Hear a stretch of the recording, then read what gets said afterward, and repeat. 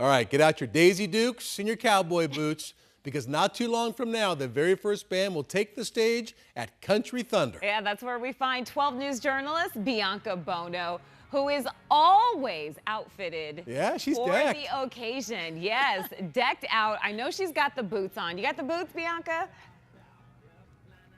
I have the boots, Nick. Do you want to do an outfit reveal? Yeah. Of course we have very boots. nice. There you Caribe. go. There you go. I love the outfit. Guys, it is officially...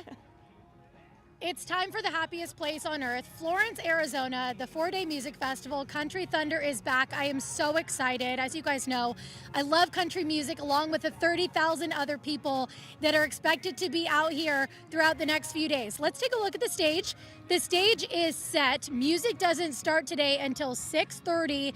Drew Green is kicking things off tonight. So things are quiet here right now, but this is really the calm before the storm. We've started to see people kind of trickle out from their campers.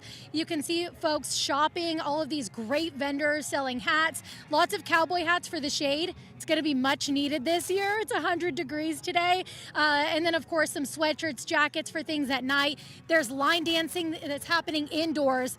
But with a festival of this magnitude, when you factor in the heat, you factor in the alcohol, it is a lot of planning. So earlier today, the Pinal County Sheriff was kind enough to give us a ride along and drive us through those infamous campgrounds. We saw all those RVs coming down in traffic yesterday to get their parking spot. So he drove us through there and talked about all of the logistics and planning that has been going on for the past year to make this happen. He has been working this festival personally for the past 18 years. I had to ask him if there are any memories or moments that stand out. You won't believe what he said. Take a listen. I'm not going to name the band because I don't want to embarrass them. Okay. But the one that I will always laugh about is a band member from a major band one time went home with a couple girls from the audience, and then in the morning he called us up and he was in the middle of this mess, and he calls up and he goes, I don't know where I'm at. So we had to find him by all the flags. We had to have him tell us what flags that he could see from the campsite so we could drive out, because he was of a big enough star that if he'd have tried to walk back, he wouldn't have made it. He would have been mobbed. Okay, only at Country Thunder would that happen. I did try to put my investigative journalism skills to the test and pry out of him who that was. He wouldn't tell me. He's keeping that secret close to the vest, so some respect there. But how wild. I mean, and those are the kinds of things that happen at this festival.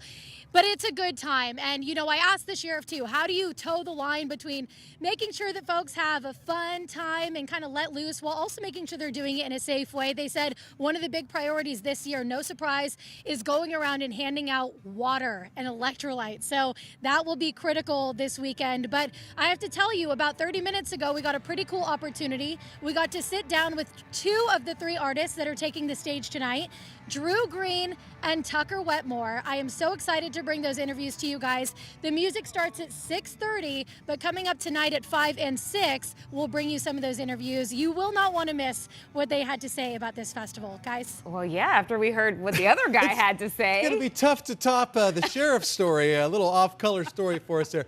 You know, I have to say, though, when you got to drive around through it, I'm always blown away by the small city that pops up there. And people have compounds, dance floors, all kinds of things they set up in 24 hours. Oh, yeah. Yeah, and they are professional at what they do. A lot of the folks have been coming for well over a decade, so this is routine for them. And yeah, I asked the sheriff that too, and he said the good thing about most of the folks that come out here and camp that are going to spend 5 days in the desert is that they are so prepared. So there really isn't a lot of work that the sheriff's office has to do. But yeah, I mean, a guy just came up to me when that soundbite from the sheriff was playing. He said, "Hey, remember me? You interviewed me last year. We have a jacuzzi outside of our RV." Of course they do. And I'm like, I hope you turn that thing into a pool this year because it is hot. But yeah, people set up stages for line dancing. We see seesaws, a pirate ship, you name it. People are so creative, and it's very fun to see the different ways that they set up their campsites. Yeah, it's a whole experience. It kind of reminds me of going out to NASCAR when I've been out there. They kind of do a similar thing as well. Country folk know how to camp. Yeah, that is very for sure. similar, very similar. Yeah. Bianca, thank you.